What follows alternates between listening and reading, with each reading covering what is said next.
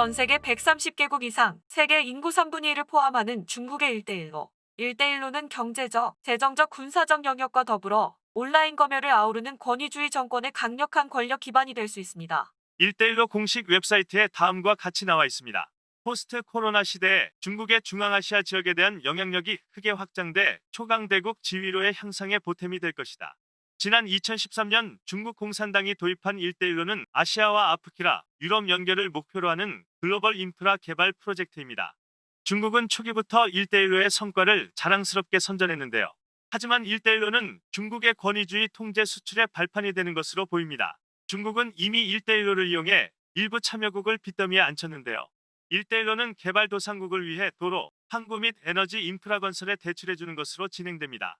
하지만 채무국이 빚을 갚지 못하게 되면 완성된 구조물에 대한 통제권을 중국에 넘겨야 합니다.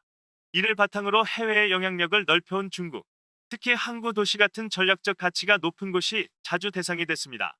지난 10월까지 아시아 태평양 지역과 아프리카, 유럽의 130개국 이상이 이미 1대1로 참여에 서명하거나 참여 의사를 표명했습니다. 도로 건설과 더불어 중국 정권은 1대1로를 이용해 국영은행 네트워크를 구축하고 있습니다. 아시아인프라투자은행은 1대1로 건설 프로젝트를 위해 대출해주는 주요 기관 중 하나입니다. 아시아인프라투자은행은 1대1로가 출범한 지 1년 만에 문을 열었는데요. 자금의 주요 출처는 중국 공산당입니다. 현재까지 아시아인프라투자은행은 100억 달러 투자를 기록하며 서방의 주요 국가인 캐나다와 호주, 독일과 프랑스를 포함해 100개 이상의 회원국을 자랑합니다. 대부분의 1대1로 관련 거래는 국제은행 간 통신협회를 통해 미화 달러로 이루어졌는데요. 스위프트는 세계 최대 은행 간 국제결제 시스템망으로 미국이 주도하고 있습니다. 하지만 중국 공산당은 미국으로부터 독립성을 확보하기 위해 자체 디지털 화폐를 도입했습니다. 전 중국 중앙은행 부총장이자 현 칭화대 국립재정원 총장은 1대1로의 미국 달러 대신 위안화를 사용하는 것은 중국에 있어 주요한 한 걸음이라고 설명했습니다. 위안화 기반의 투자를 전 세계로 확대하는 데 큰 역할을 한다는 겁니다. 이 목표를 위해 중국 중앙은행이 디지털 화폐를 승인하게 된 겁니다. 지난주 중국 상무부는 30여 개 성 및 지방에서 디지털 화폐 유통 프로젝트를 시작할 것이라고 발표했습니다. 중국 전체 영토의 80% 이상에 해당하는데요. 중국인들이 중국 디지털 화폐 실험으로 내몰리고 있는 반면 중국 기업들은 변화하는 동안 성장 기회를 모색하고 있습니다.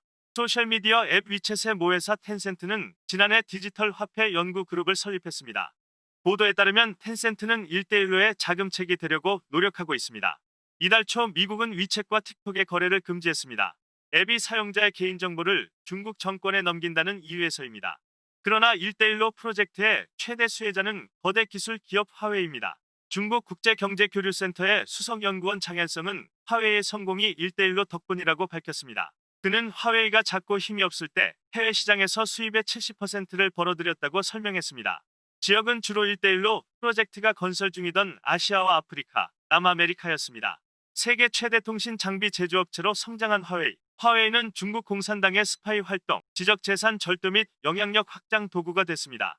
미 법무부는 2013년 화웨이 본사가 경쟁사로부터 기밀 정보를 훔친 직원들에 보상하는 정책을 공식 시행했다고 주장했습니다. 기술 영역의 다른 항목으로는 위성 서비스가 있는데요. GPS를 대체하려는 중국의 위성 내비게이션 시스템, 일명 중국판 GPS 베이더우입니다. 지난 6월 중국은 베이더우 3 시스템을 위한 마지막 네트워크 위성을 쏘아 올렸습니다. 이제 중국은 전체 시스템 시험을 수행할 예정입니다. 전 세계 사용자에게 24시간 전방위적인 고정밀 GPS 서비스를 제공하는 것이 목표입니다. 베이더우 수석 설계자는 베이더우가 1대1로 참여국의 기본적인 내비게이션 서비스를 제공할 것이라 밝혔습니다. 중국 관영 매체는 이미 120개국 이상이 서비스를 이용하고 있다고 보도했습니다. 베이더우 서비스로 개발도상국들은 중국의 방대한 통신 인프라에 더욱 의존할 예정입니다. 해당 국가에서 정보들이 검열되거나 통제될 위험도 높아진 겁니다. 중국 정부가 베이더우가 민간용이라고 거듭 주장하는 한편 온라인에서 유포되는 일부 기사들은 다른 내용을 전합니다. 그중 하나는 베이더우 서비스에 대한 질문과 답변 코너를 넣으며 베이더우가 중국 국가 안보에 어떻게 기여할 것인지도 다뤘습니다. 저자는 설명했습니다. 베이더우의 완성은 우리가 GPS의 모든 기능을 따라할 수 있음을 의미합니다. 또한 우리는 다른 이들의 통제로부터 벗어날 수 있습니다. 국가 보안의 중요성에 대해서는 말할 것도 없습니다. 1대1로에서 중국 공산당은 세 가지 차원의 전략을 갖고 있습니다.